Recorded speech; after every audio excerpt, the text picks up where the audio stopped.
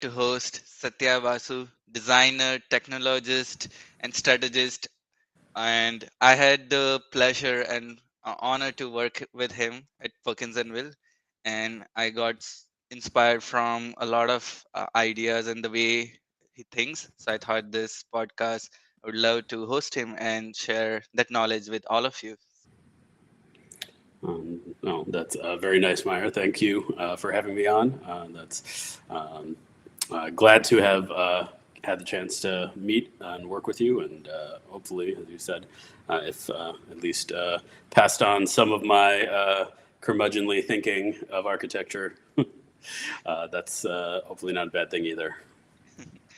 Yeah, actually, Satya, before we dive deeper, like you came from your bachelor was in non-architecture and then you did masters in architecture. So if you can uncover like how you started and how you progressed in your career. Yeah, sure. I think that's a helpful kind of groundwork for our conversation. So, as you said, I didn't start in architecture. I had a background in liberal arts, so philosophy, law, social thought at the University of Chicago. I thought I was on a pre-law track. I spent a little bit of time working in corporate law, which was not for. I don't want to say it's not for anyone, but it's hard to find people who are long-term happy in that career.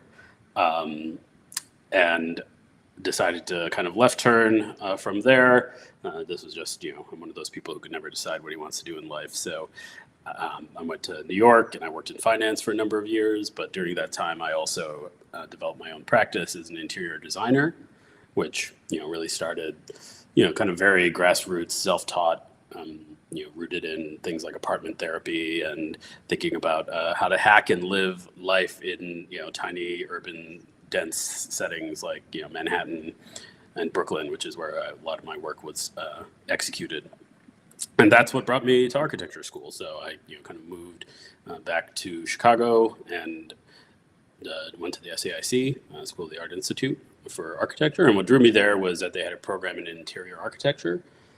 That was my thought that I would be taking my current clients and my interest in residential interior design and being able to move to ground up construction. I was really interested in sustainability, thinking about new forms of um, efficient and effective living. Right, I like to think about living in a very intentional way, or how to live intentionally.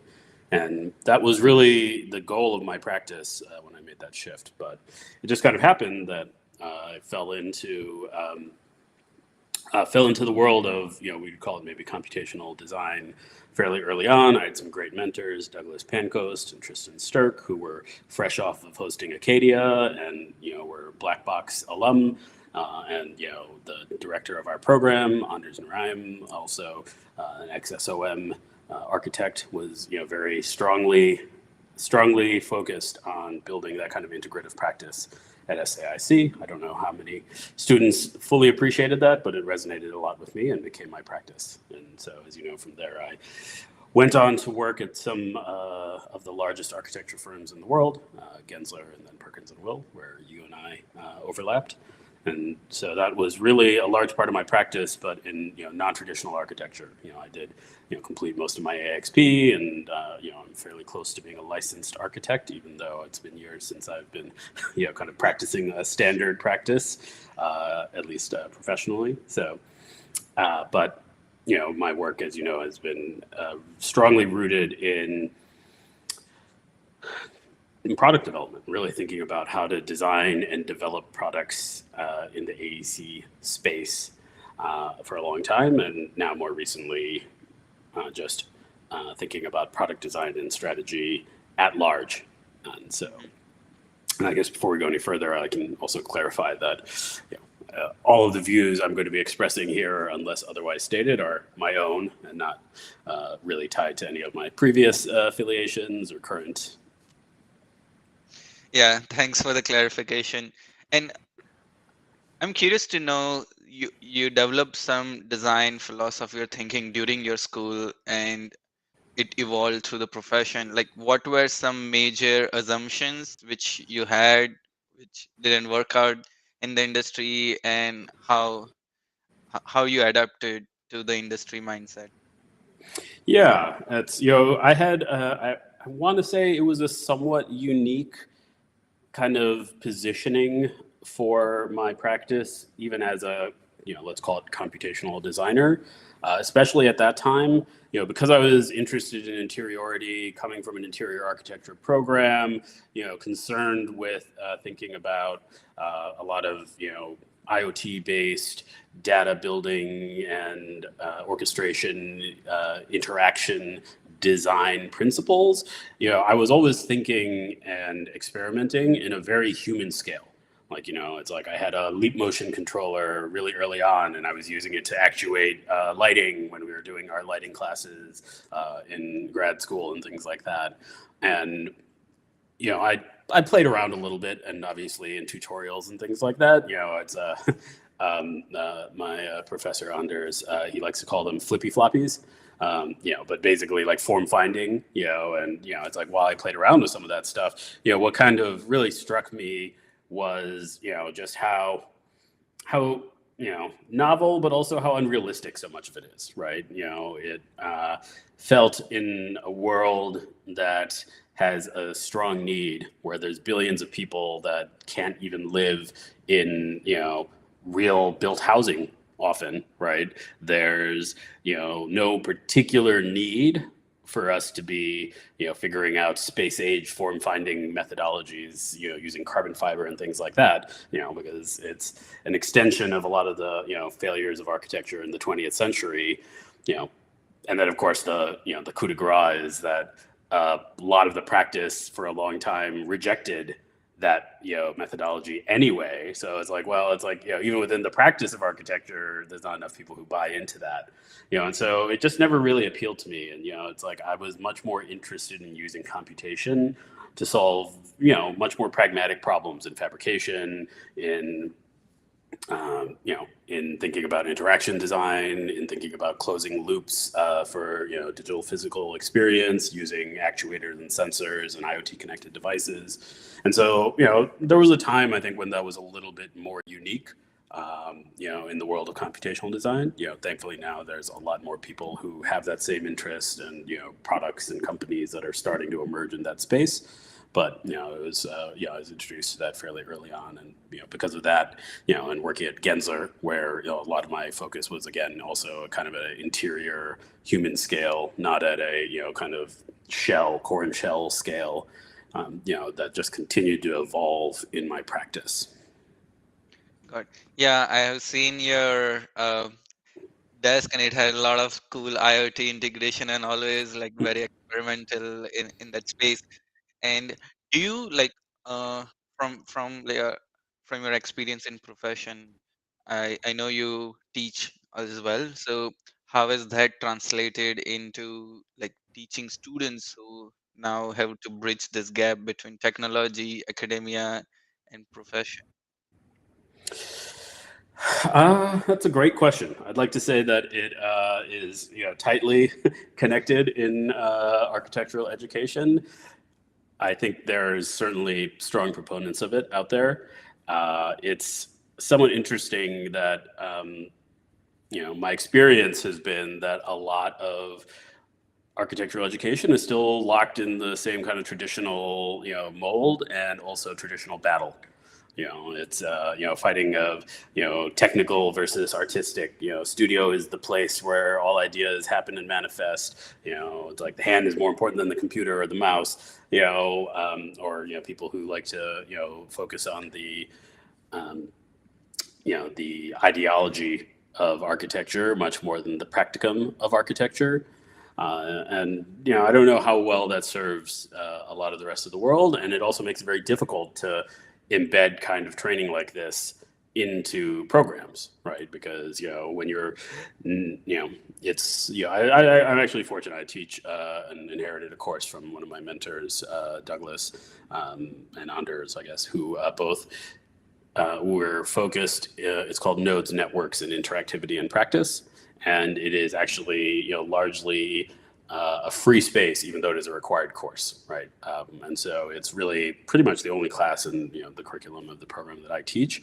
But it is a space to really kind of, I guess, indulge and expose this new way of thinking. It's also difficult, right? Because it's very difficult to get technical in a course like that, especially when you have an audience of people who thought they were coming to architecture school to draw ideas. Mhm.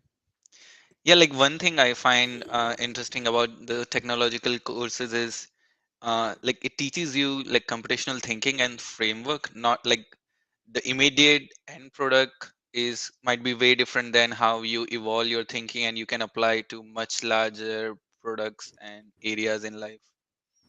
Yeah, and that's not what architecture school is geared for, right? Architecture school is geared for each semester, or in your final year, if you have one of those programs, it's all about executing a project. And so the idea of scale, doesn't really apply. It's like, everything's like, well, you didn't make the best project you could have made. Well, it's like, yeah, but you may have been investigating something that has the opportunity to scale to practice at large, right? Yeah, I'm aware that you have also explored the geospatial area, and like, can you walk us through what were your initial interest and how do you foresee the applications of those in architecture or in AEC in general?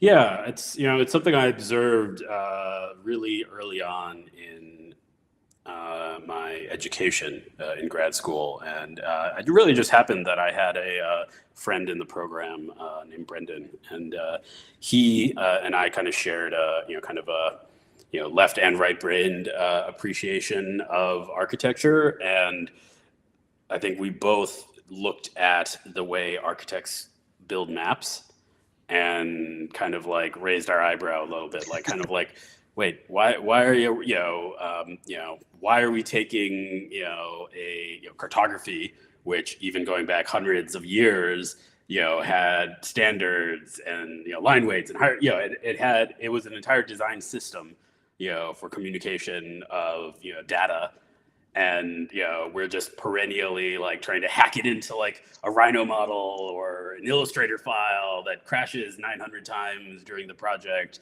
to like make a map and change the colors of the map, when there are so many better tools. Like GIS has been around since the 80s, right, if not earlier, right? So whatever the start date of that is, and we were both kind of like, this is the wrong way to make maps, right? And then from there it kind of extended into like, oh, we do pretty much all data-driven things incorrectly in architecture. So that was, I guess, my interest there. But it's hard to find people that don't enjoy a good map. But obviously, in the spatial realm of AEC, maps are super useful, right? It's like everything from understanding context to kind of integrating data. Obviously, those are kind of two key areas that maps have a lot of thing, and then also really about thinking about networks, right? Because very few things other than the pure glass house in the countryside that the architect spent 9 months wandering around and camping on the site to apprehend its properties and then sketch the design, right, which is a very kind of old school poetic idea of architecture. But most people live in cities, and cities are complex and have infrastructure problems, societal problems, demographic, infrastructural, institutional, economic forces at play. And so in order to understand all of those things, mapping is the way human beings do that. Yeah, I was just wondering when you mentioned we do like in architecture field a lot of data driven process like or uh, in like Photoshopy way or like other ways where we lose a lot of useful information. It's like a kind of Mhm. data loss, like having just trees pop out in Photoshop. Like you're just giving an example. So what's an ideal process according to you looks like? Yeah, and and I know that this isn't standard for architectural practice. Although I'm glad to see that there's many more people practicing in this way nowadays. But the key is to practice with data, right? And I think what we're still struggling with as an industry is before the computer, we had to draw or model everything, right? And modeling, it's interesting. I remember in being in Shigeru Ban's office on a kind of a work or travel study trip, and seeing hanging on the wall a model that was a parametric construct. It was like a basket weave of strip wooden, like thin plywood elements with carefully drilled holes that were you could basically move the pins, and basically, and it was probably close to, I think, what is it, the Pompidou Center.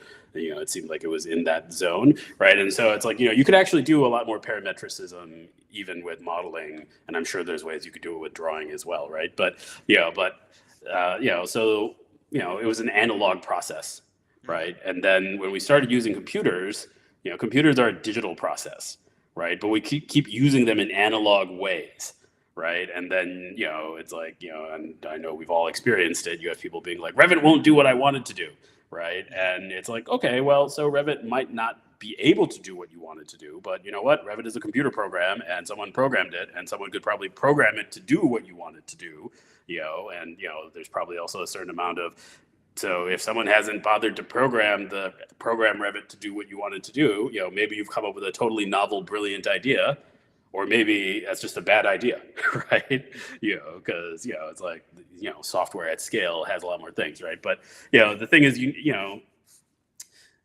we need you need to adopt a digital mindset and a programmatic mindset, right? And so when you take a image that you crop from somewhere, usually without attribution, and drop it into Photoshop, and feather it and turn it into a tree, and then move it, and then try and scale it, and do perspective shift on it to like make it look like a tree next to your building in your flat render. It's kind of like, okay, well, you've just executed like 10,000 computer operations that are complex, to basically fake a tree in this 2D image. But now you've, as you said, locked away all of its potential, locked away all of its intelligence, right? Whereas also there's a way, and we're seeing it now, right, with things like Enscape and things like that, where you can just say, like, no, there's a 30-foot maple tree at this pinpoint in the model, and then when you go to render it, it'll render, or even better now, like do a live ray traced maple tree with mesh interpolation and all of the and bokeh and everything else that you want live, right? And it's like it's a lot easier to if the software allows you to just say, like, there's a 30-foot maple tree right here, and then that knowledge can persist, right? Down the road, it's like you can have a tree map, right, which may or may not be as useful for a house, but certainly for an institutional space, they maintain things like that. And I don't want to downplay the value of a human being in the loop, but human beings and computers need to work together well, right? Because underpinning all of this when we talk about practice is economics. It's like, for me to spend an hour of my time, whether I'm a junior architect or as you get more senior and more skilled and capable, is sometimes hundreds of dollars, right? So is it really worth me spending $200 to place a tree in a render versus mapping a tree in a data model relative to the architectural model, the final built environment, the position on the earth in XYZ real space that represents something? It's because human beings are supercomputers, right? So it's like you had to do all of this thinking to think and come up with where to place the tree or something like that. But if you do it in a drawing, you've created a piece of art, right? But if you do it in a way that validates, reinforces, corrects what a computer is already doing, you have taken the AI AI beating computer that's in your head and augmented all the things a computer could do, which downstream can be like, oh yeah, if you want to like pop on an AR headset and see like see what this tree is going to look like in 30 years. Like, you told us what species it is. We have an infinite knowledge about how maple trees grow. So yeah, it's like you can watch like the landscape grow around your building in AR while you're thinking about like laying out your site. Which it's like you can't do that with a drawing. Like, even if you can do it with a drawing, Like, no one's going to pay you to make 600 drawings of a maple tree or of the foliage around your building, right? Yeah, and it's ultimate about communication. Like if like the 2D drawing like sometime misleads and that 3D experience can be more on the same page, like it might help. But I also think maybe if client forces like okay we need like better spatial query, we need spatial intelligence which can be useful, maybe that because I'm also seeing a parallel like discourse happening in the industry about like knowledge graph, cementing graph of the building. And if we have this hierarchy and we are placing these elements with this, like the querying spatial intelligence would be a really interesting industry. Yeah, it's definitely like a paradigm shift that has happened possibly even over the last decade or so. With the somewhat overblown like kind of attachment to big data and things like that. But it's good to be having that external force on AEC and practice. To be like, hey, it's like we're paying you a lot of money to design this building. We know you're designing it in a computer on some level. Why are we not taking advantage, or why don't we get the computer model and all of its attendant value when we commission a building, right? Because the builders build the building, and then the building becomes a economic entity in the real world afterwards. But you have this digital model that could be so valuable and potentially is so valuable, and I think you know we know that there's a certain resistance to giving that model traditionally, and probably persisting, right? Because it's like architects don't necessarily model very well, because when you're modeling for rendering, that's one thing. When you're modeling for kind of fabrication and construction, that's already a huge level of detail deeper, right? And then when you hand off a building model, right, you are taking on a different kind of liability potentially. And so as an industry, we've tended to resist it, but as you said, clients are pushing for that deliverable more and more, which is a good thing. Yeah, like I'm gonna ask you a $1 billion question. How how can architects earn more money instead of billing their time? Like, what are some areas we can work? Yeah. I mean, as you know that I am very down on the billable headcount model, right? And that model basically turns architects into consultants, right? Which is fair, right? Architects in a lot of ways are kind of consultants when you're talking about like kind of large scale institutional commercial practice. But then the ways contracting works around that are also not traditional, right? It's like there's this idea of a building and a budget and AIA rules about, or guidances to what, the architect's fee should be. And, so we basically have a billable hourly model, but then we cap our fees like, at the outset, like, oh, well, the architect's fee should be $880,000. So, and then of course, what happens when the client asks for a change and you have to make a change, right? Now, not that this problem doesn't exist in consulting also, but the correct response at that point is like, well, if you want to request a change, we're going to make a change. But we spent 3 weeks doing this piece of work. No one gets those 3 weeks back, so we need to push the schedule out 3 weeks. We need to like, now the fee's just gone up by 3 weeks, right? Or we don't make the change, right? And so there's a tightness that kind of goes into that tends to get overlooked, frankly, very often because often it's like, oh, well, we'll just make it up in the next phase, or we'll figure out a way to like get it back, or we really want to design this building because it's so beautiful, right? And it's like, yeah, none of those are good business reasons. Like, and as you said, it's like then you're not making any money.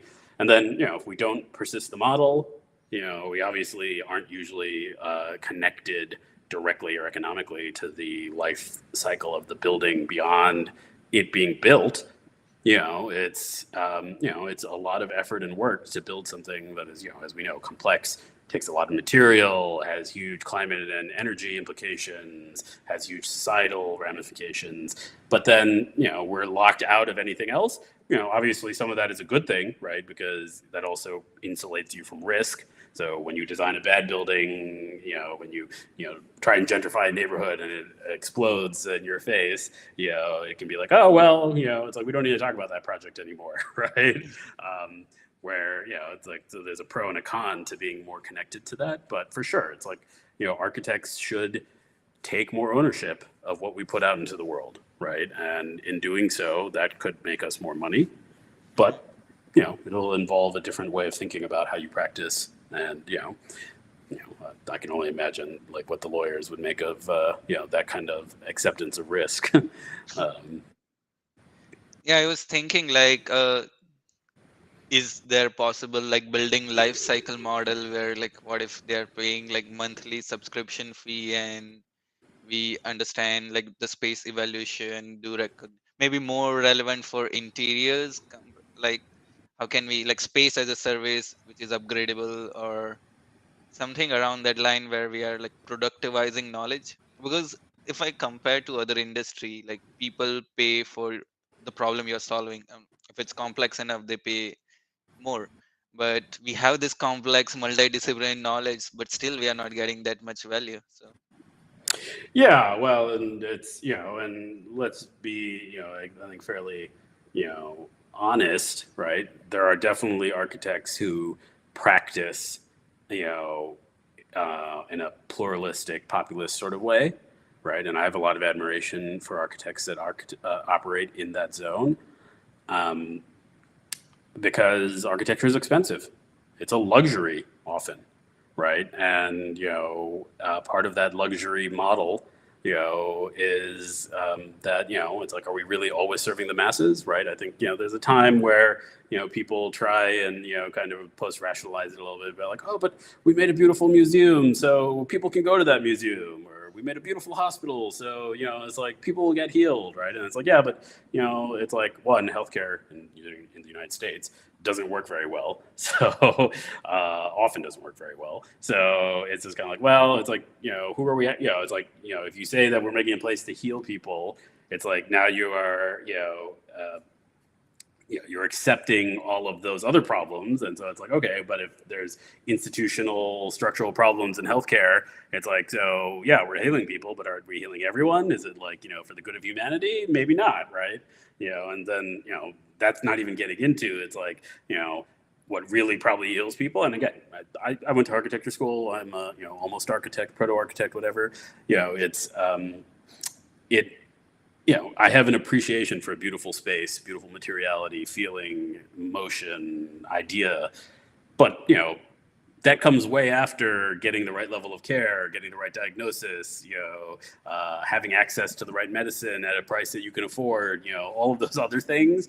It's like the building of the hospital can be the cherry on top, right? But, I feel like we as a practice tend to be a little bit grandiose about how we attribute our I guess contribution to the built environment sometimes, because again, there's billions of people that live in hovels and favelas and slums, and like have to like make their own vernacular shelter out of garbage, right, in the world today, right? And so the more we keep prioritizing like shiny glass monuments to the sky, and expensive buildings, and who doesn't love a beautiful millionaire $1 million house to design, that's fine, but that's some combination of artistry and luxury, and maybe sophistry also. So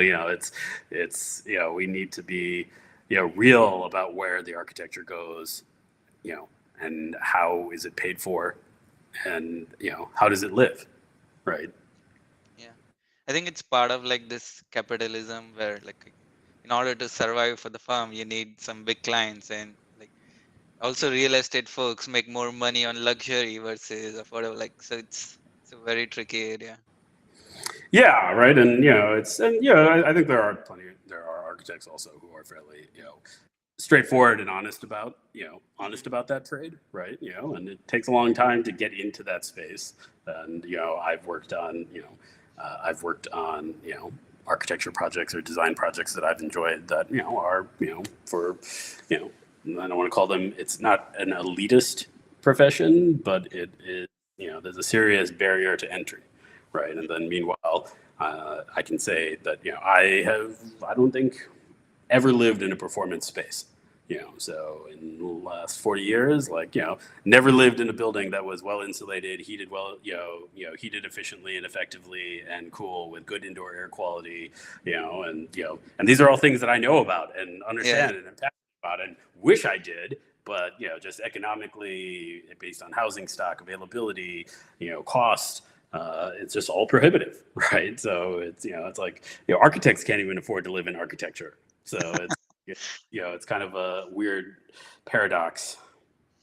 yeah. Inherently, this can be improved, but you can't do much. Yeah, exactly, right. It's like either, I mean, one, chances are you don't even own it.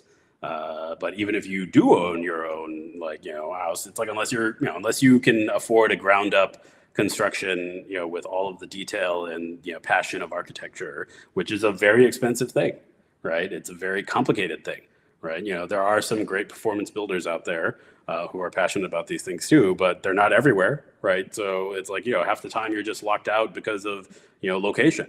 It's like there are no good performance builders in there. Like they don't, sell or ship the kinds of high performance windows or sheathing or house wrap or any other number of things, right? And that's changing, right? In the global world now, it's changing. They make passive house standard windows now in North America that you can sort of get, right? But you can also, obviously there's many other factors at play here, but because of the time we're living in, you can also call and be like, hey, I'm ready to pay and build my own house from the ground up, and I want triple glazed, highest GHC windows, to come on this time, and they can easily tell you it's like, oh, that's 3 years out. Like it's the reality of it's the reality of these intersecting systems and networks that are key to the modern global economy and the way the world works, right?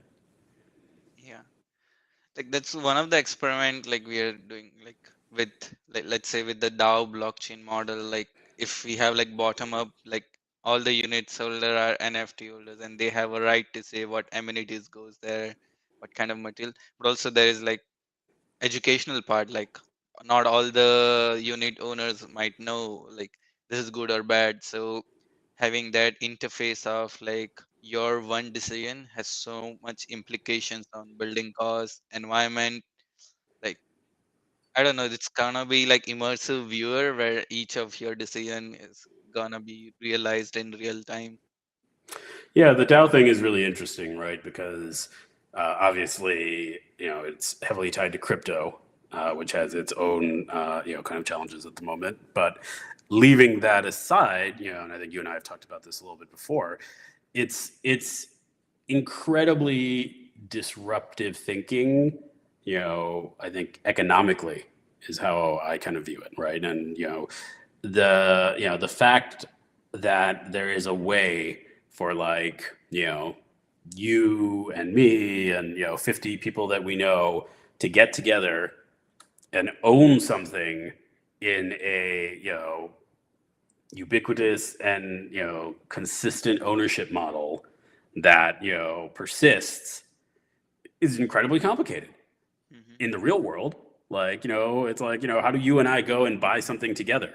Right. We can go and one of us can pay for it. And then, it's like, it becomes like this like personal transaction sort of thing. Right.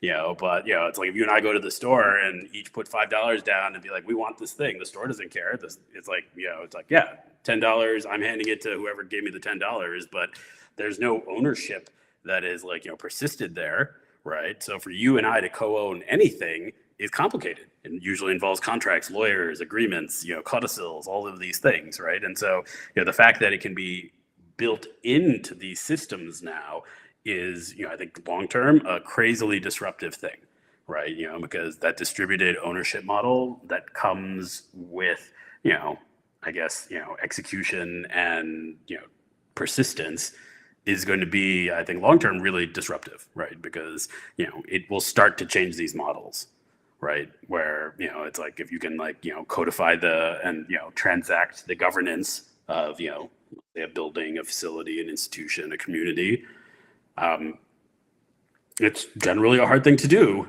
in the real world. It's also a hard thing to do in the blockchain world, right? Because in a decentralized world, there needs to be some form of gas that's persisting all of that. So that's kind of the challenges around that side. But those things could iron themselves out over time. But just that core piece of multiple people being able to own something contractually, you know, in a way that's intrinsic to their ownership and also their participation in the system is kind of a new thing. Yeah, and like you hit the nail. Like it literally takes like minute to set up our joint account on blockchain, and if the building has a treasury and all the tenants are part of that account, so transparent, they see all the transaction, and let's say they want to install one light, all people can vote, and there is a consensus attached to the treasury. So it's, yeah, let's see. Yeah. Like, uh, Which is the co-op. It's the co-op model from like New yeah, York yeah, City, right? So it's like, and there's, the internet is full of history of how that has worked well and poorly. So it's like, it'll play out. But again, it's like, that was not that the co-op model doesn't exist lots of places, but the idea that you could co-op anything, you hmm, know, very disruptive. correct. Yeah, I recall we had a chat about jobs to be done theory, and you had like some amazing thoughts in that space. So, if you can share like one of the product you develop and how you use that approach or any other framework while developing the product, and walk us through that journey. Yeah, I mean, that's certainly one of the things that I like to use in my thinking. And I think it really comes to bear in when you're trying to innovate and you're trying to be disruptive and kind of think about a new invention or a new process in the space in the world, right? And how you want to bring that to bear, right? And there is a form of process innovation that can totally work in AEC, and I think we're seeing some of it with some of the people who are leading the kind of new startup wave, where there's a better way to do something, right? And so if there's a better way to do something, you can figure out how to design that better thing and make it better, right? Replace a process with something that's better. And potentially, if it's really that much better and you can solve all of the, kind of integration and, the marketing challenges of getting it out there and getting adoption, right? You can, supplant or replace a process, right? So, take something like energy modeling, right? It's like energy modeling. The way we currently do energy modeling is, difficult, complex, doesn't fit into the process, isn't used in an effective way. But if you can make a better tool for energy modeling, that's great. Because it can eventually get adoption because it's like, oh well, this is just so much better than the bad way of doing energy modeling. Let's do it the better way, right? But what that kind of fails to account for is, why do you do energy modeling? Right? And that's where you start getting into the more of the jobs to be done, right? It's like, so what is the job to be done of an energy model, right? And I think you'll find some people that say like, oh, the job to be done of an energy model is to make a more efficient, better building, right? And it's like, okay, but then now it's like, now you need to weigh your energy model against all of the other ways to make a better, more efficient building, right? Because that's what it is, right? If you're saying, I need to make a better energy model versus the other way to make an energy model, yeah, sure, you may have made a better version of that, right? But if the job to be done is to make a better, more efficient building, you can't weigh your energy model only against, other energy modeling tools. You need to weigh it against other ways to make all the ways to make a better, efficient building, right? And as you start to evaluate that, I think just invariably what you're going to start to find anyway is that it's like, okay, well, sure, like if you know what you're doing and you have people who know what you're doing, or you can afford consultants who know what they're doing, yes, you could run energy simulations at every design decision and incorporate into the practice. And if you were lucky to have an integrative design team that was able to handle this kind of thinking, you could end up with a perfectly simulated built building that And Passive House is a fairly good example of this, right? Where every single window is considered based on its orientation, what's happening outside, inside, and the exact details of every single window in a spec for a Passive House are dialed in, right? Every window has a specific SGHC, a specific glazing, a specific R value or U value, specific window detailing, et cetera, right? So, you can get that, but again, it's just expensive and time consuming, et cetera. You could also just, make a better insulation, or change the code values for, what insulation is meant for, right? And then overnight, well, maybe not overnight, but over a much shorter period of time at a much larger scale, you would have increased, net average energy efficiency, of a jurisdiction, versus trying to make an energy modeling tool that enables people to make a better passive house designed level energy conscious building, which doesn't solve any of those other jobs to be done of it's like, what happens if you don't have an architect like that? What happens if it's not available in your thing, et cetera, right? So that's I think how I tend to look at applying the jobs to be done, right? It's like you want to be you want to really be analyzing your market, what when you're looking to invent something in the AEC space, what is its market, what is its goal, what is it trying to do, and where's the market in which it lives, right? And that's where it's very easy to say something like, oh, the way we do X sucks, so let's make Y, right? And it's like, okay, but that may be absolutely true, but the only question is, why does X exist, right?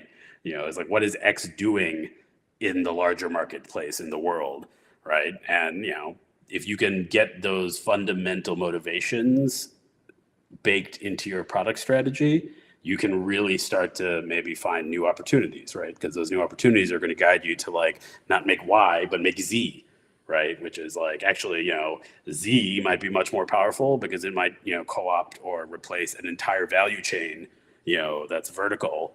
And, that's how you find truly disruptive ideas, right? And, that's a lot of the difference between, process innovation, which is, I'm not as keen on, versus disruptive innovation, where it's can you replace an entire vertical in the market with a new solution, a new idea, a new process? Because that long term is going to be much more, probably rewarding and much more likely to succeed. Right? Not that's guaranteed, but much more challenging to everyone else around you, which is one of the reasons why it might not succeed. Yeah, and AEC is known for their friction and technological adoption. And you mentioned about disrupting a vertical. When you're developing your idea, there might be some competitors who are in that space or some features which are lacking. Like, how do you find a niche you want to dominate or disrupt? Yeah, and it's a good question of it's like how well you can disrupt if you're only looking at a gap analysis, right? Because again, a gap analysis is going to be a form of efficiency at the end of the day, Mhm. right? And the problem with efficiency in this space is you know and I guess this is an important point to me about how I view architectural practice is,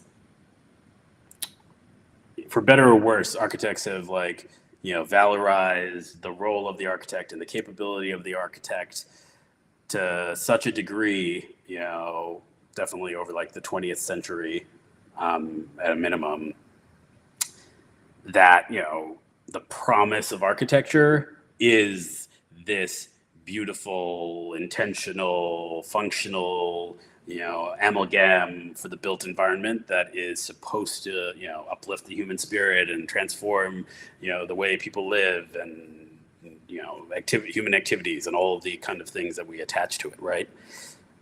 And having sold that, how can you sell efficiency or process improvement on top of that? Because you've already built up this ideal that we're selling in architecture, and then to turn around and be like, look, I made a process innovation, so the building is going to be better. It's just kind of like, but didn't you sell me on the building being this like, rare jewel that, takes, an architect to deliver, it's like, what are you selling? Right. It's like, if I tell you that, hey, I'm going to make your building even more efficient and better, especially if you say you're going to do it for the same price, no one's going to say no to that. Right. They're going to be like, of course, I thought I was getting that to begin with. Right. And then even worse, if you try and tell them that you are going to upcharge them for that, then they're going to be like, but I thought I was getting that already. Now you're telling me it's going to cost more, right? It's like, the business proposition or the value proposition that, architecture in particular would be trying to sell is, I think, somewhat difficult just because of the way architecture has been positioned in the world. And again, this is a personal viewpoint, and if anyone wants to challenge me on it, I'm happy to, kind of, dive into that deep discussion. But, I think, a lot of the innovation that'll matter is going to come out of the construction space, I suspect, right? Because that is, a highly productized space already, and increasingly it's a space that can be automated, right? So, robots, new tools, new capabilities, new processes, new building materials and building paradigms are going to, I think, continue to accelerate. It's definitely going to coincide with a lot of challenges around, labor markets, skill sets, trades, and how they need to adapt and adopt to that. I do think that, I don't particularly think it's realistic to be non-human in the loop. Right. And so, it's just like, manufacturing processes have been changing, right? It's like, sure, can you have a fully roboticized factory? You can, but, for any number of reasons, you're still going to have a lot of human operators involved in the process and involved in the thing. What they do is going to be very different than what they would have done in the same factory 50 years ago. But, again, like human beings have that supercomputer on their head that, they can use to do things that machines can't. In speed in a way that machines can't often as well, right? And so given that, reality, there is a way for, processes to evolve, much faster and better, and it'll be productized, right? It's going to be at scale, right? It's like not about shipping, 1, 10, 50, 100. It's about shipping, 100 million. Hmm. And so when you're talking about shipping 100 million anything, right? It's, it's like kind of like, it's one of these things like, we learned in architecture school, right? About like the evolution of the nail to meet the balloon frame, right? And being able to like machine create a nail that was consistent and fast and, everything else was such a change from just kind of like chipping out like random bits of like iron that were, uneven, et cetera, and it's like, then there's the screw, right? So it's like, there's this march towards efficient, systematized, productized, solutions in the built environment or in the built world, that are going to come out of product and manufacturing, right? And so I think those things are already transforming, right? And even often when you see a delivered, building that is, using some new technology, whether it's a, crazy double skin activated, like, facade, things like that, it's like so much of that is in the manufacturing process, the installation process, and frankly, it's like, what is the architect doing much of at that point other than speccing it and understanding it and, meeting the code and, maybe also, this is not to downplay this importance of this, like, convincing the client to do it, that is probably one of the architect's main roles. But then, the architect is losing a lot of that traditional control as well, right? You can only do what the manufactured product can do if you can get someone to install it in the right way. And, again, when you think about jobs to be done, those start to become the jobs to be done, right? The job to be done is to make that product available in more markets, to train more people to be able to install that product. And that job is much more critical than convincing architects to like design using that tool, right? Or design using that product, right? Because kind of back to the like, I wish I could replace all the windows in my house with, like super high efficiency windows, but there's a dozen reasons why I can't, right? That have nothing to do with knowing that my house needs it or could benefit from it. Got it. Yeah, and I'm I want like people who are watching this, like who are planning to, let's say, develop a product or idea. What would be like 6 months or a year actionable items? Like, so let's say they want to replace Revit on the web, or like, not to, like, just giving an example. How would you approach this idea, and what would be your monthly actionable items? Yeah, it's you know this from having worked with me. For me, a lot of it comes down to prototyping, right? And when it comes to prototyping, you have to ask yourself, what are you prototyping, right? And so, you need to come up with the what you're prototyping. And often I've found and done it, I'm guilty of this very much so myself, right? Is, you kind of see the opportunity to solve something, and that is the what you're going to build, right? Oh, I see a better way to do this, or I know a better way to do this. And the bar is getting higher now, but over the last 10 years, or 10 years ago, the bar was very low, right? Pretty much anything could have a better way to do it, because the people who were doing it often in an analog way with the wrong digital tools, and setting themselves up for any number of failures. So it was very easy to find better ways to do things, right? And so a lot of my early practice was like, oh, there's a better way to do this, and I can figure it out and do it, right? But then, what you find is that, that's not always the best way to, to figure out what to build, right? Or what you're going to make, right? Because a big part of making something at an early stage, if you're thinking in a product like way, is to test the market fit, right? It's to figure out like who's going to use this thing I'm going to build. And in order for that to work, you need to know who you're building it for much more than what you're building, right? It's almost even better and ideal to understand who are you building it for, so you can figure out what to build for those people. And then even then, the goal of building something is to test it with those people, right?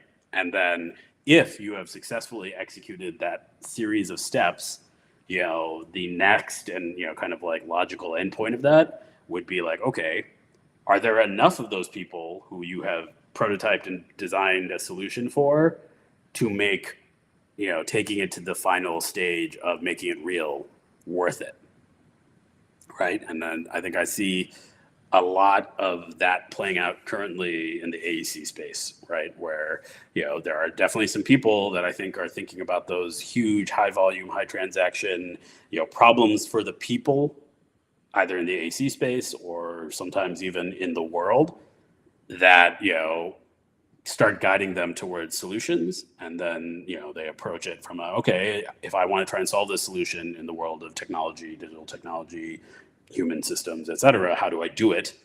And then that leads them to a prototype, and then towards making you know making the prototype. And failure is is an option always, always along the line.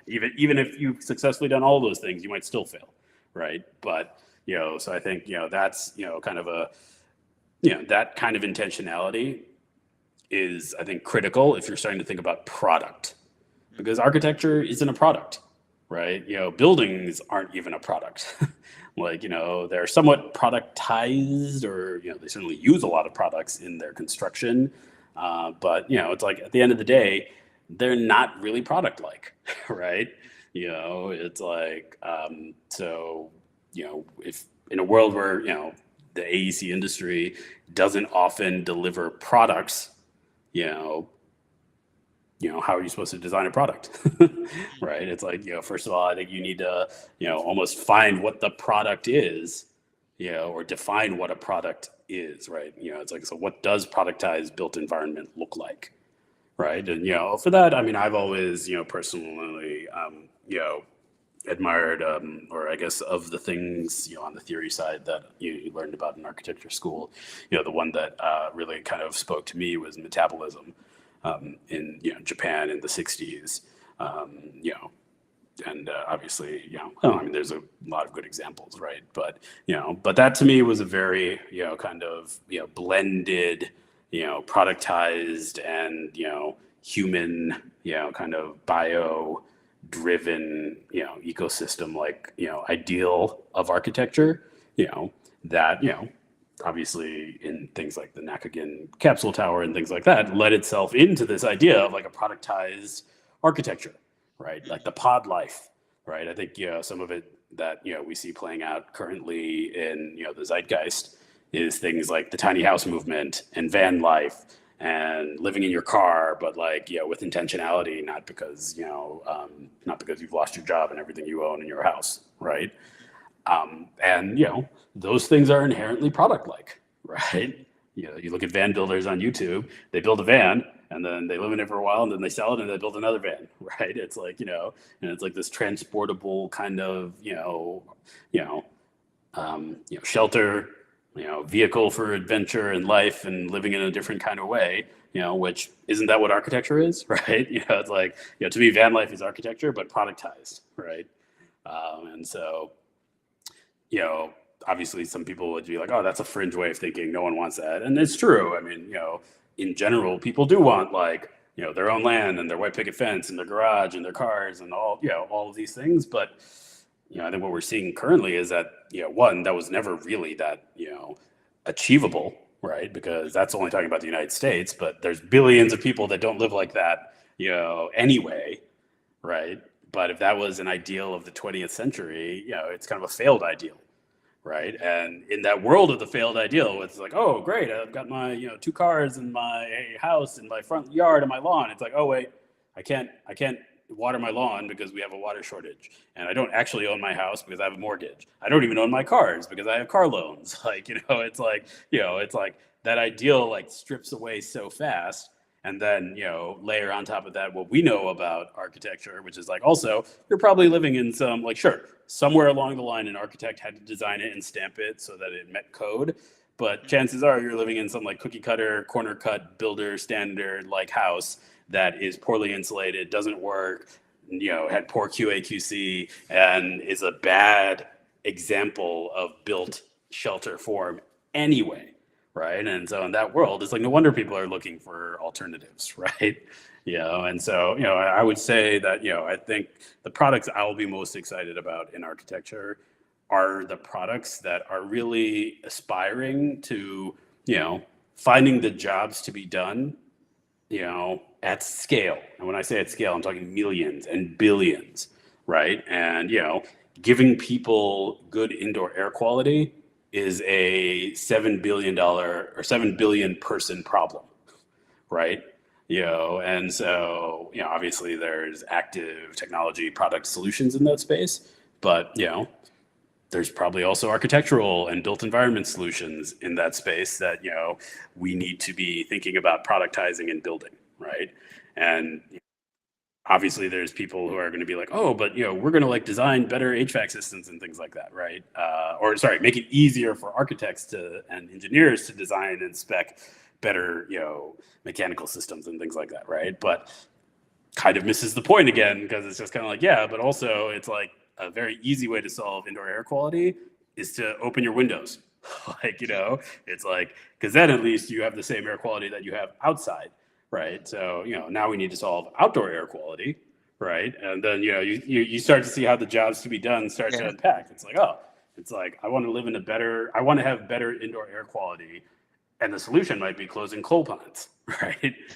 So it's like, that's where it's like, you need to be, expanding the opportunity space always, Mhm. to find something that, you can scale into a product. Because without that, building a product is already hard. Building a rarefied product for 50,000 people in the world as your addressable market is you're destined to fail, right? Mhm. Because you might not even be profitable if you got every single architect or engineer in the world to adopt a process, right? And who are you going to sell it to next? Like, you've designed a tool for a rarefied subset of people, but making a better house that people can actually afford and, stands up to, and ideally maybe even helps, the climate challenges and crisis that we're facing right now. 7 billion people could use that. Yeah, and one of the thing with like even developing products is like who is the end stakeholder making the adoption decision. You might develop for design who can makes the life easy, but if the technology manager is not convinced, like your total addressable market is not even realized. Yeah, yeah, exactly, right. So those end user solutions are, I think, the ones people are hungry for. I think that's the ones that will make money, right? Because even if you only make $1 on that solution, that's $7 billion, right? If you have a chance of getting it, and even if you don't, given what we're talking about, the built environment, it's likely to be more expensive, but not expensive as traditional architectural built form and things like that. And yeah, you're not going to get the whole $7 billion market, but you might make the world, you might make living or existing better for a billion people. You know, you asked how architects can make more money. It's like that's how architects can make more money. Like it's I see.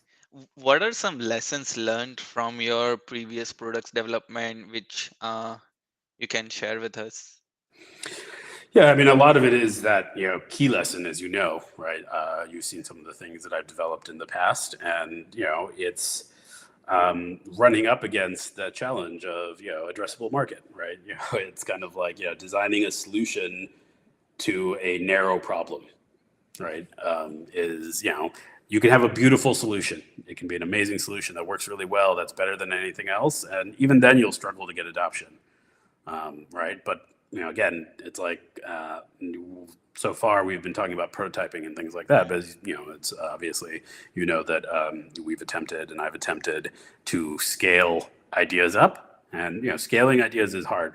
It involves many more people, much more collaboration, much more QA/QC. It takes longer. Time is man hours is dollars, so that's very expensive, right? And so um, you'll never get there if you haven't solved these earlier problems, right? And identified the right problem, the right space to play, the right way to find success in that space. Those are the more critical pieces by far than the execution of the execution and the technical implementation of ideas and prototypes. you know because sure, you need to be able to technically implement, right? But I would always rather keep that in the back of your mind as you're thinking about a product and thinking about who the user base is and how you're going to reach that user base and what are you going to design or build or invent for them. Should it be feasible or viable? Of course it should, right? Mhm. But if you think about like the what is it, desirable, viable, desirable like is probably even more important, right?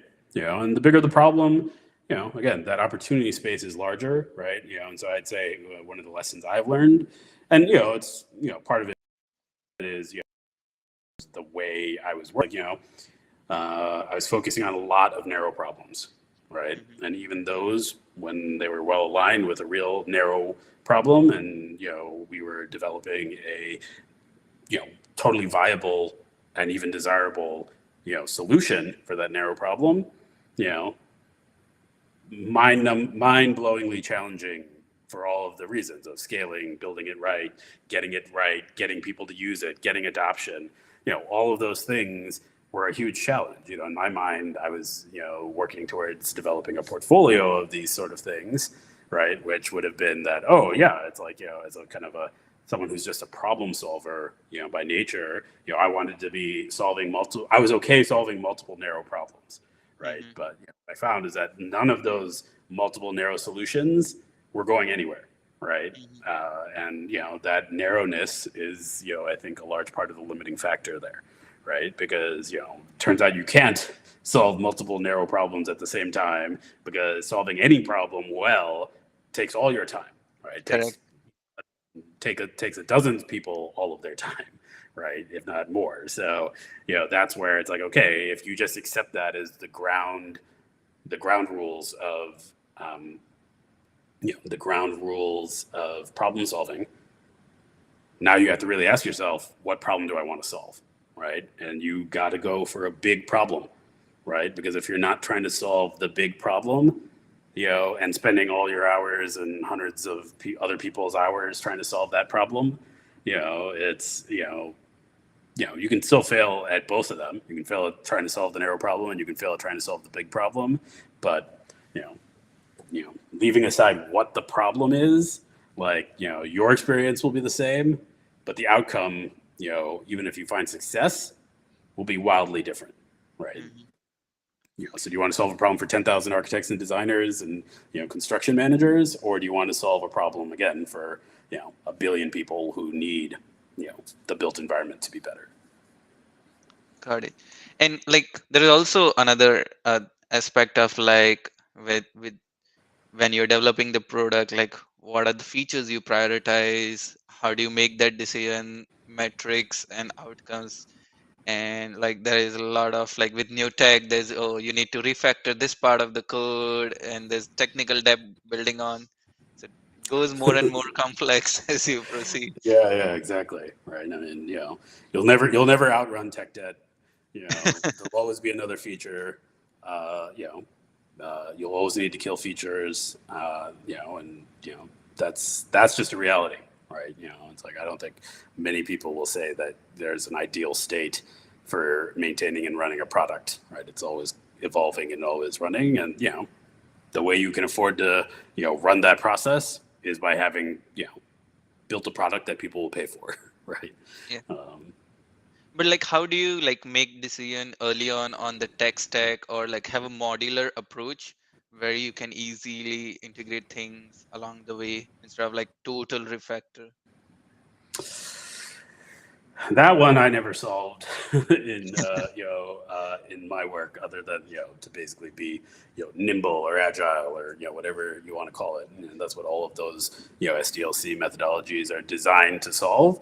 I'm not a software developer, or even particularly a good software development manager or anything like that. So I don't have a particularly, good answer on that at all, other than, a large part of what you're doing is trying to, again, you know, if you are developing something, you're developing it ideally to put into people's hands, right? And Mhm.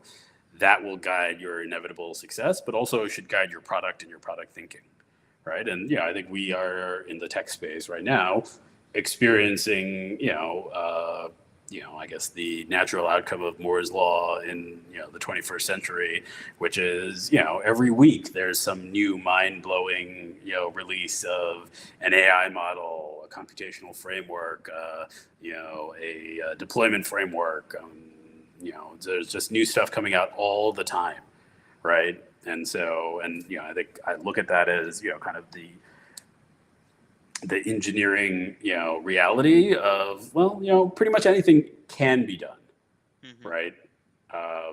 And we put people on the moon like 50 years ago, no, more than that. Like, it's like almost 60 years ago, like, we were planning to put people on the moon, right? And so it's, you can do almost anything, is I think what we're seeing and finding, but if you then accept that, then everything you should be doing is figuring out what you should do, Mhm. right? And sure, you might, if you identify, again, one of these problems that can affect a billion people and can figure out how to solve the problem, you know, that will lead you to the what, even if you need to, ground up the what, right? Because having identified a really good problem and a framework for solving that problem at scale will inevitably lead to the what, right? The tech stack, the whatever needs to be built and designed, right?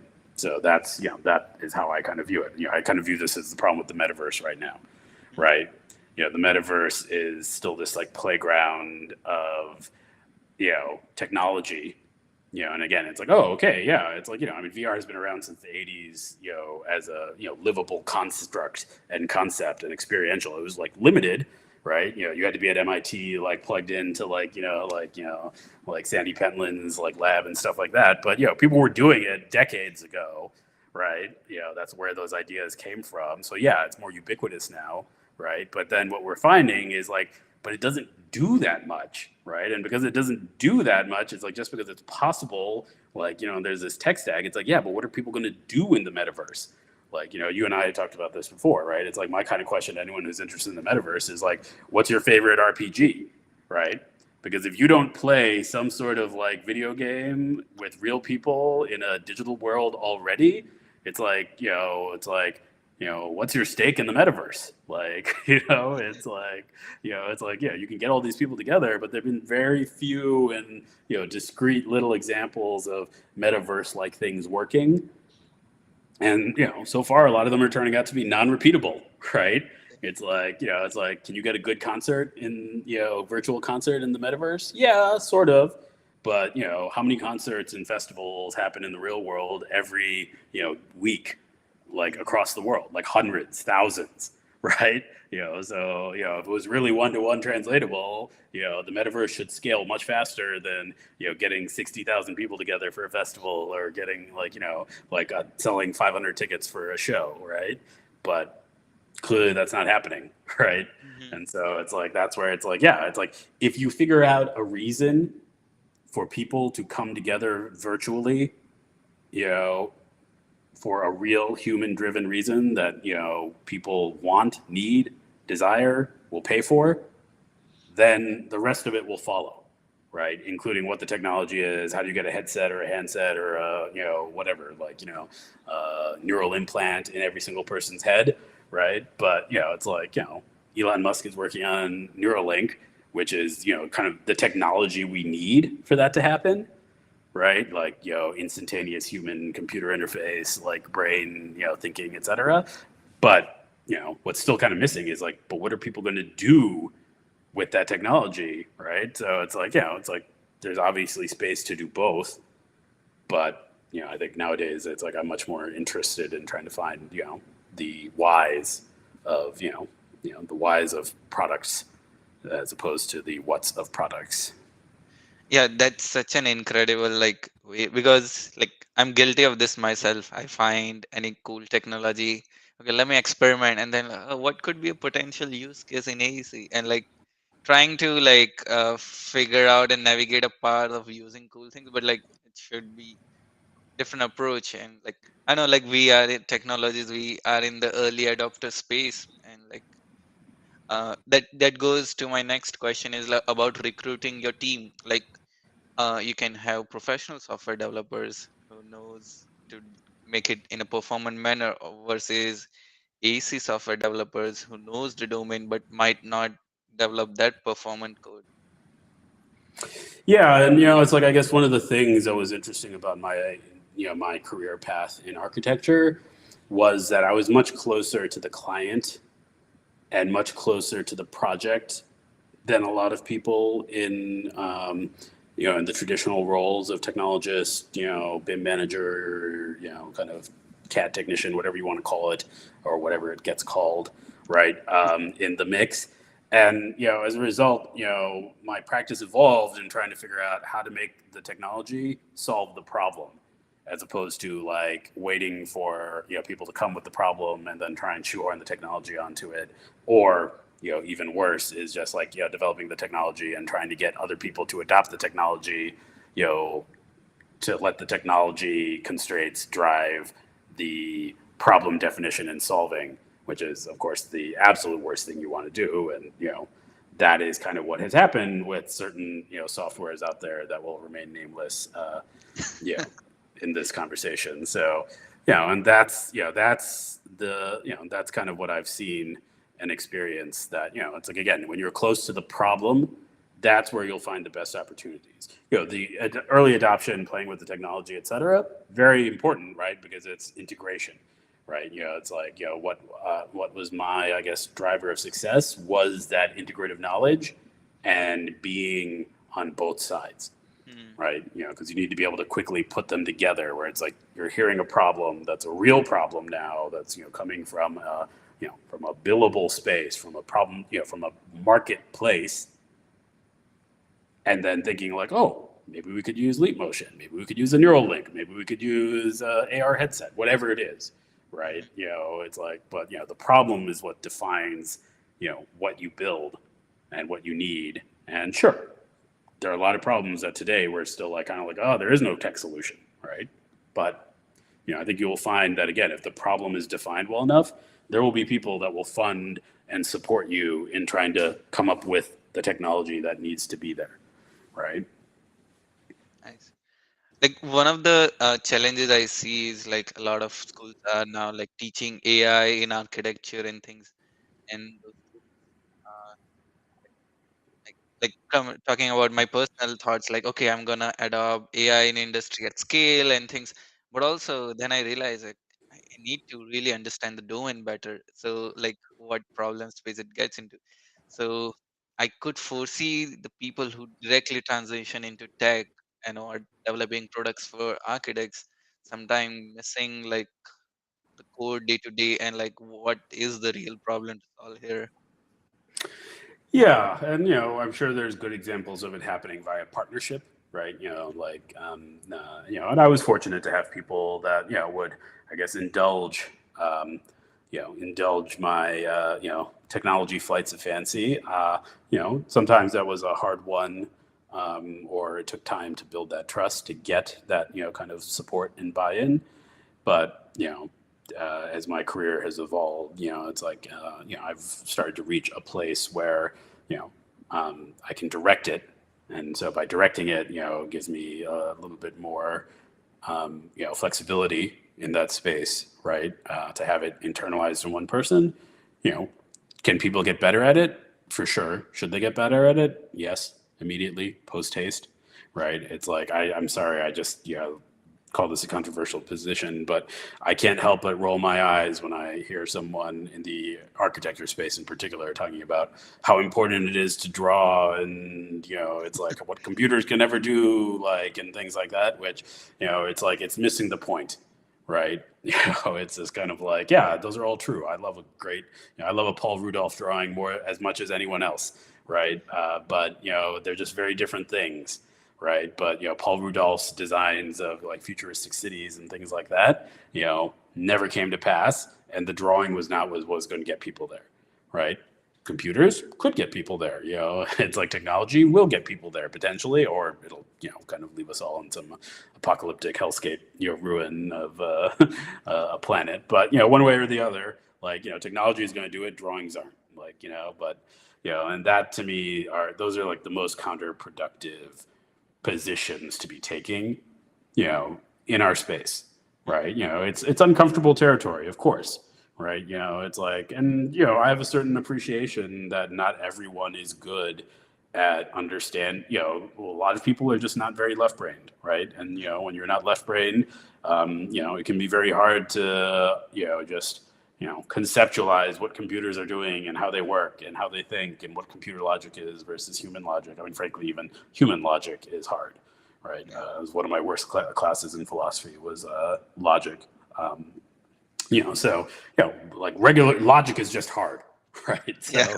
So like logic is hard, computer logic is even harder. So in that world, it's like, yeah, it's like I get that not everyone wants to be in that space or needs to be in that space, but then everyone lives it every day, though, right? Technology rules our lives these days. So it's like everyone lives it. That isn't as easy to say that I know, and I'm guilty of it as well, right? It's like you can't just be like, oh, like let's just iPhone everything, right? It's like, yeah, but the iPhone is a B2C like tool that's a software platform that enabled billions of people to use millions of apps to do the things that they want to do, not the things that you think they should do or the things that would be good for them to do. They do the things they will do, right? Hmm. That's kind of what technology does, right? And so it's like, yeah, we might be able to use technology in the built environment to do similar things, but but we can't let the technology drive that or force that to happen, right? Because we're not even in a B2C kind of market, right? Yeah. We're in a B2B to C market, right? Where AEC builds the building that then becomes the artifact and the artifice in the world that then relates to the consumer in some way, whether it's a house, hospital, school, civic building, train station, whatever it is, right? So it's like, so at a minimum, we're kind of already limited to a B2B to C paradigm currently. I don't think that was the original intention of architecture or the goal of architecture. I think architecture is, has underpinnings and wanting to be a B2C kind of business, right?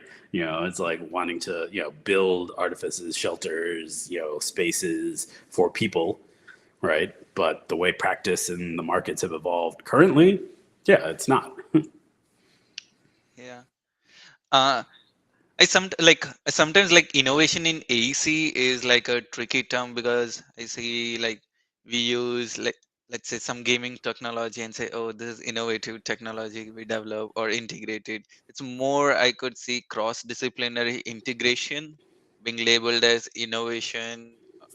But it's like what I like, if I were to ask you, there is this AI development, gaming immersive development, blockchain development, there's so many cross-disciplinary progresses. Hmm. How would one like not prioritize, like pick a bet in if they are in AEC? Yeah, it's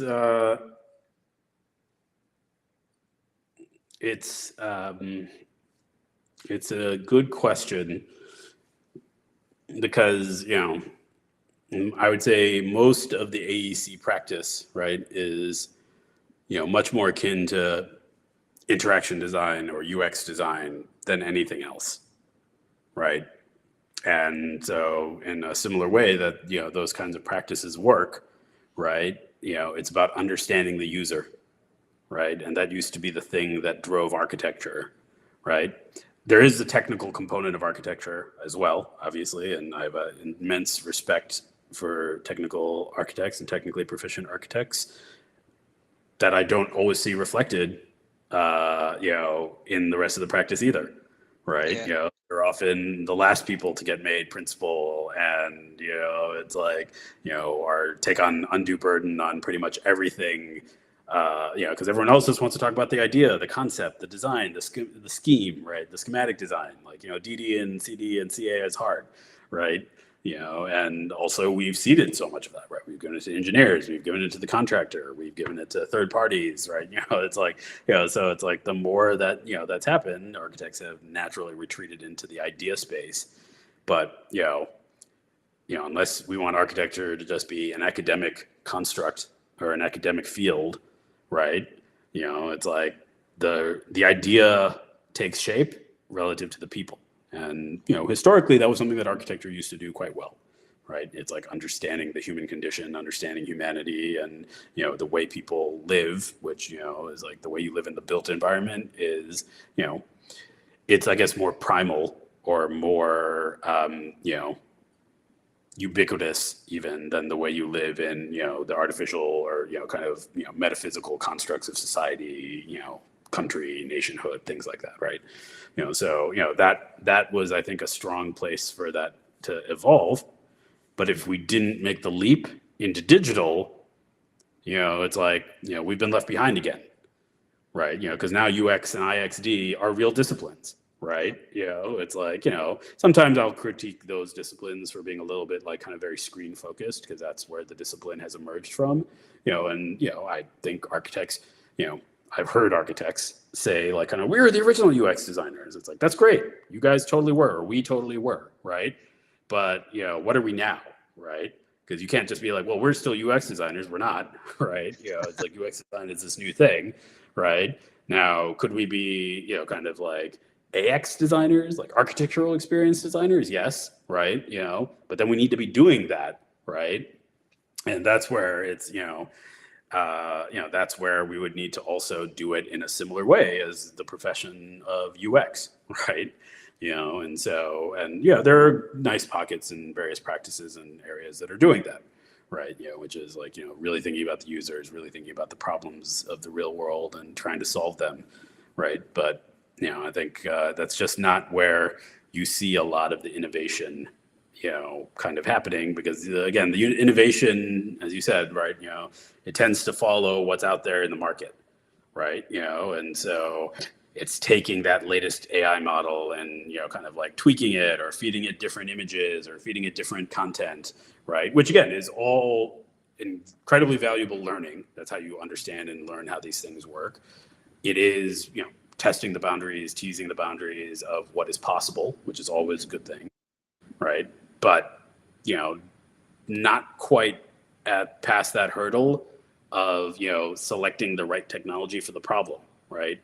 Mhm. Because you are taking the technology and fitting a problem to the technology as opposed to taking the technology and fitting it to a problem, right? And so that becomes the next evolution or the next stage, right? And the reality of the way these things tend to develop, which is slower, is also transdisciplinary, as you were kind of suggesting, right? It's like you need people that are working together. It is expensive, complicated, convoluted work. It takes time, and even if you have the money and the time, it still takes people, right? So it's like all of those things need to grow and find alignment and find opportunity together to make those big changes. And I think that's kind of what we're seeing in architecture now, which over the last 10 years, that groundswell has started to really rise. And I'm happy about it, right? I've tried to teach people Rhino, Grasshopper, 10 years back, and it was very difficult, right? And it was difficult to get adoption, difficult to bring people along, difficult to get people to see the value of it, any of those things. And now, yeah, it's I can see videos about Grasshopper demos on YouTube that have 1,000 likes, and you're like, wow, that's good, But at the same time, much of it isn't new. It's the same stuff from 10 years ago, and again, I'm always happy to have people, and they should be proud of themselves, and happy to share hey, look what I did with Grasshopper, right? But on some level too, you're just kind of yeah, but people were doing that with Grasshopper 10 years ago. It's just one, no one was paying that much attention to those people, and two, no one was finding ways to do it, and three, there weren't enough people who cared about it for it to be on social media. You Yeah. know, but so it's great that all that's happening, but it was slow, right? Because it's the real advances that you're talking about are not coming out of architecture, right? People Yep. in architecture are taking them and adapting them and testing them, which is great, right? But they're not coming out of Mhm. architecture and architectural technology and practice, right? They're coming out of, again, often video games, deep science, data science emerged from scientists having to, learn how to deal with lots and lots of data, right? It came from astronomy and, sciences that had, incredibly large, complex, high computation data sets, right? And so that's where that stuff evolved, right? And so that's going to continue to evolve there.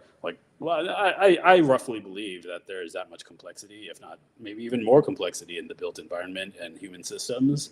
But in order to be able to engineer effectively in the space, you need to know where to play, right? Yep. Be kind of really solving one of those problems that's going to give you access to that scale of complexity and data and nuance. And then you need to figure out how to solve for it. Right, which yeah, it's trying to really solve those kinds of problems is going to be it's too much for any one discipline probably, right? So it has to be this kind of you know collaborative research and pragmatic fusion of kind of problem solving and testing and ideating, right? But again, that's what UX design has done really well is a big part of UX design is figuring out what to have the software developers build, right?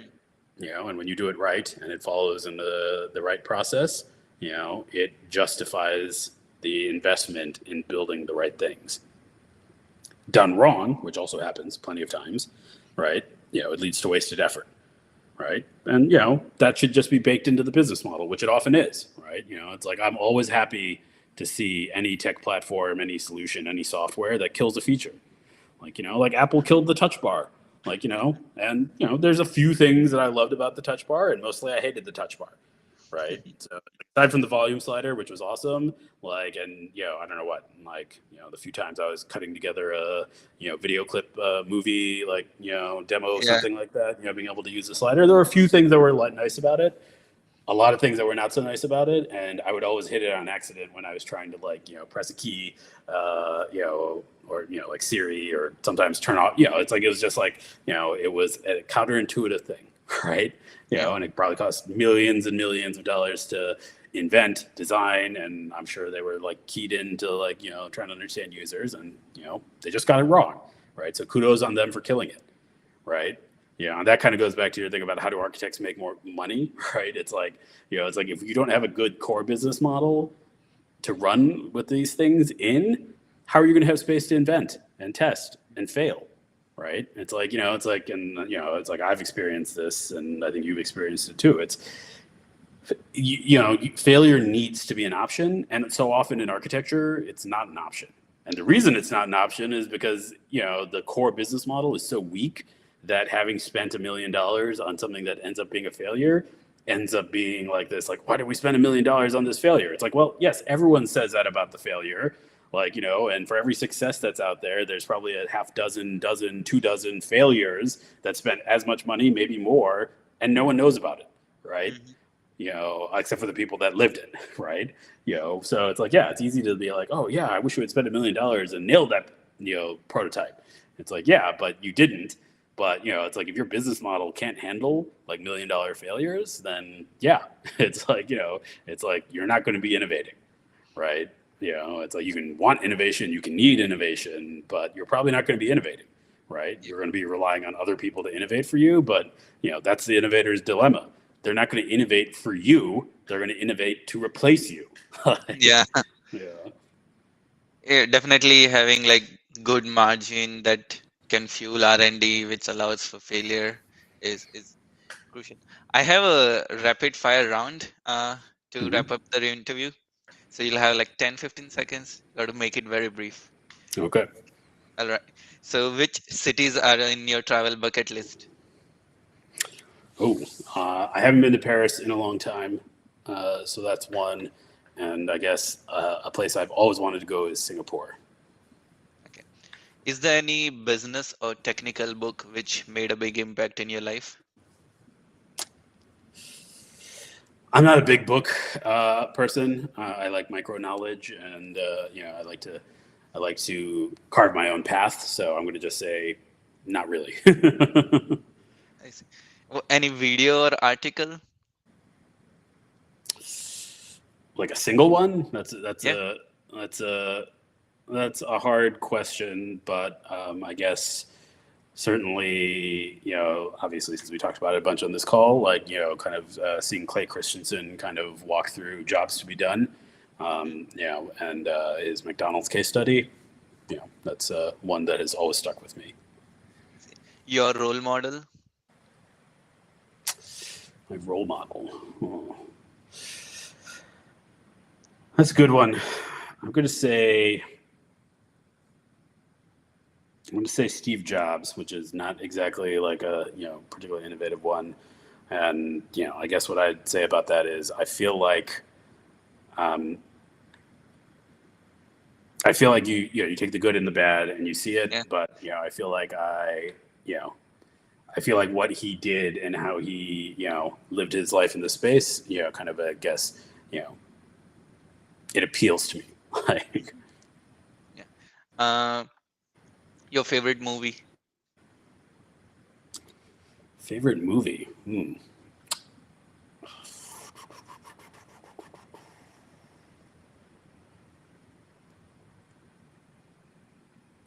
Favorite movie. No one's asked me this in a long time. Apparently, I guess what I'd say is, how about a favorite show currently? Yep. I've been watching Arcane on Netflix recently. Really digging on that at the moment. I see. Your hobbies? Too many to name. My hobby is collecting hobbies. At the moment, you'll see, of late, I've most recently been indulging in a re-appreciation of Lego, and before that, it was aquascaping, and I've been toying with getting into wrenching on cars. I see. How does a day in your life look like? A little bit of family, supported by my wife, but seeing my family in the morning. Of late, dialing in and jumping into a lot of meetings, and then trying to find some space to kind of indulge the creative curiosity, tinkering with technology and things like that, which I will say has been a much smaller pieces of my day. Than wrapping with family time again, and then I'm a little bit of a late owl, so that's when I really get my tinkering fix on if I can do it. It's been a little bit mentally exhausting recently, so yeah. Nice. Is there anything you wish you would have done differently in life? So many things, but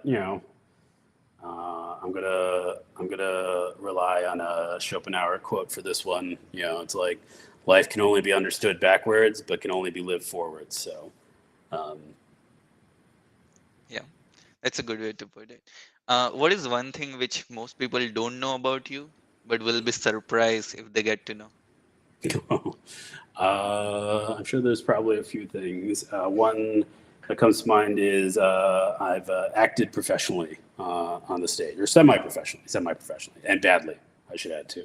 The only artifact that came out of it was the scathing review in the Chicago Reader, but it was worth it just to have that scathing review. Um, It's I didn't know, man. That's funny. Okay.